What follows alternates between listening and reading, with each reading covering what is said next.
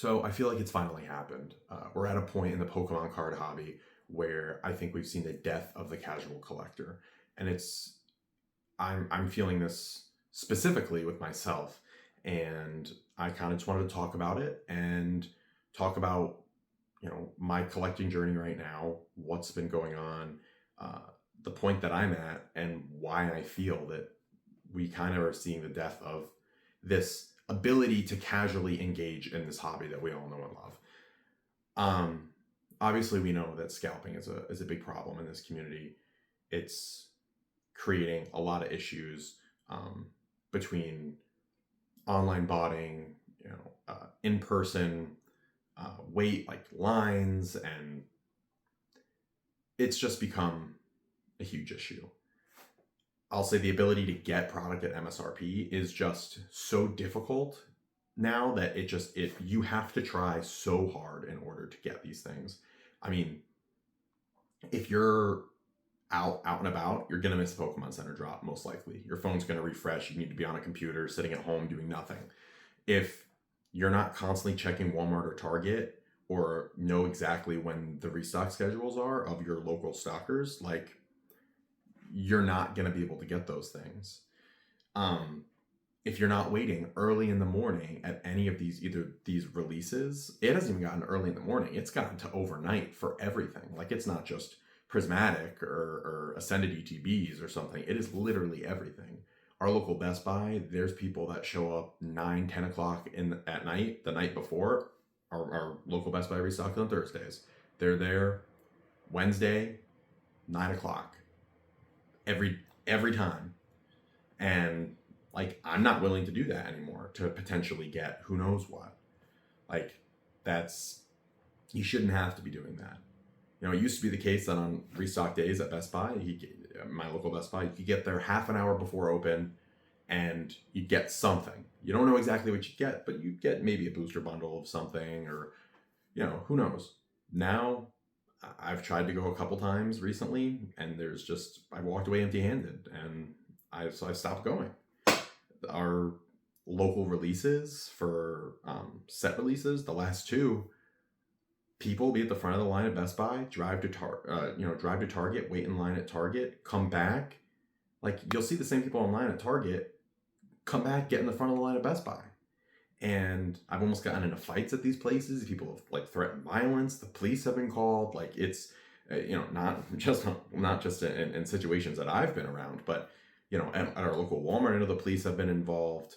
Target has stopped selling Pokemon cards throughout the day. They'll only sell them, at least my local Target will only sell them from 8 to 10 a.m.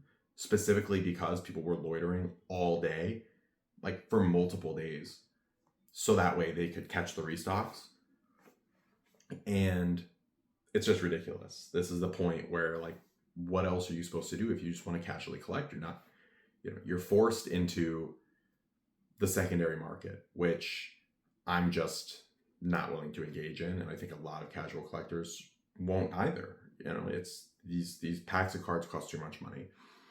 So it's led at least me down a path of looking for the cheapest way that I can engage in this hobby in the way that I want to engage with it. I want to collect these cards and have fun with the hobby and build fun binders and display cool things and just enjoy the art and nostalgia of my childhood. And that's what I want to do. And I'm trying to figure out what's the best way I can do that. And for a while, I was going to Japanese and Korean version of cards because I'm like, all right, these are significantly cheaper than their English counterparts, and I can get the same/similar art. And now I've gotten to a point where even that is like, well, you know what? Why am I spending this much money? So I've started buying some fake cards. And I know it's a taboo subject of like, oh my gosh, you're buying fake product, you're buying fake cards. But at this point in time, I feel like in order to be a casual collector, like I've been priced out as a casual collector. The majority of hits, like / chase cards that you're really interested in, like it shouldn't cost an entire shift, to like worth of work to get one cool piece of cardboard that you like and to be able to engage in the hobby. Like you know, without talking about the cards that are, $20,000, $30,000 or graded cards or whatever, like just raw singles. Something that I really wanted was the black and white Reshiram and Zekram from Black Bolt White Flare. I wanted to try and master set those sets. I'm like, okay, I really want to. I love the black and white, so I want those cards. And they're just too expensive. I'm not willing to drop hundreds and hundreds of dollars on these cards. That's something that I'm like, I want them. I want the art, but I can't justify that. And so that's something where I'm like, great, okay, I'm just never going to get them. Or my other option is buy a fake copy. So that's what I did.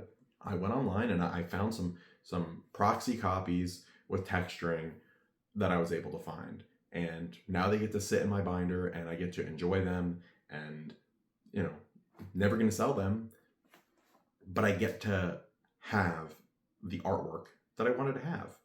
And that's great. And there's a bunch of other things too that I'd never be able to afford. Like the 151 Chinese stuff. Like those are absolutely sick. This Mew, which is a $25,000 card that I would never be able to afford. Things like the Mario and Luigi promos, ponchos. Like these are cards that are great art, that are so sick, but I mean, as a casual collector, I'm never going to be able to buy that. And not even just these. I mean, these are like the extreme. These are the cards that are thousands of dollars. But even something like, at the time of this video, Misty's Psyduck is like a $90, $100 card. I like that card. I really do. Do I like it for $100? Not really. But, what's my alternative?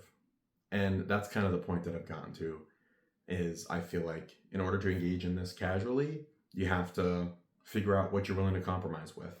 And now I think that I've just reached a point where I've, got to start pursuing other avenues of getting and engaging in the art that I want.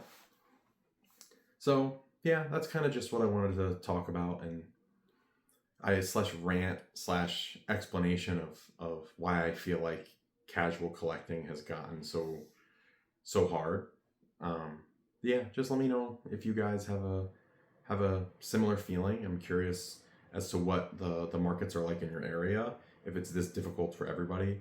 I know it's been particularly hard online and in person to find anything, but yeah, I'm just not having a great time with the Pokemon hobby right now, and trying to figure out how to still have fun with it.